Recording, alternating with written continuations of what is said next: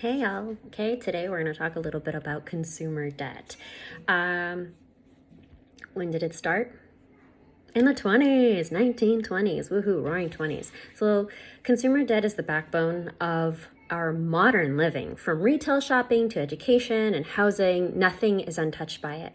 100 years ago, consumer debt, how crazy is that? I just want to start right there. 100 years ago. We're in the 20s, and we're going back to the 20s to be able to recap on why we are where we are. Anyway, so consumer credit is, as we know it, didn't exist. Local grocers offered credit to frequent customers, but credit cards haven't been invented in the 1920s.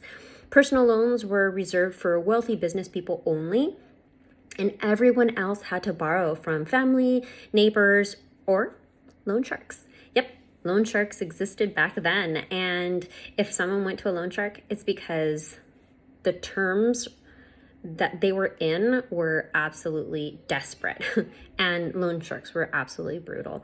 Imagine you're an industrial worker at the beginning of the 1900s and you need money to cover this month's rent.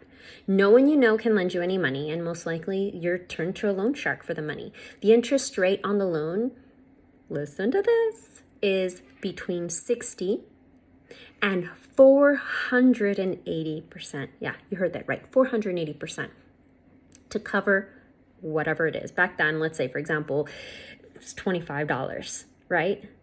That's 480%. That's how much they owed for rent. Rent was $25. I mean, here, like in the tri-state area, rent can average anywhere from $2,000 to $6,000, depending on where you're at. You know what I mean? So imagine having to pay 480% on that month's rent. Rough. Because you don't own property, your furniture and other assets will be used as collateral for these loan sharks. And many accepted these harsh terms simply because there was no other way to get the loan. So what happened? How did we get from that to today's robust culture of consumer credit and personal lending? How? Cars. Vroom, vroom. I'm such a nerd. Okay. Well, anyway, 1920s, cars and installment credits. At the beginning of the 1900s, cars began their entry into society. But it didn't catch on because cars, they were running an average of what today would cost roughly $53,000 and can only be bought in cash. Clearly unaffordable for most Americans. Even now, $53,000 cash, not everybody can just, here you go, thank you. So it was a luxury item only for the wealthy. Even Henry Ford's mass-produced Model T would average today's money about $20,000 today and still would have to be paid in cash. So it was very difficult for the average American. So what happened? Installment credit was born. In 1919, people began to learn that automakers were offering ways to help them buy a car. Ford started with what he called a weekly payment plan. Ford set your car aside until you've paid it in full. What you had to do is put a down payment and then make weekly payments until your car was paid in full. And then you were able to take your car home in a layaway kind of thing. And then General Motors Acceptance Corporation had an installment credit plan, which a lot of people liked. What you did was you put anywhere from 30 to about 50% down, and you could take your car home with you once you put that down, right? And you would repay the whole loan within a year.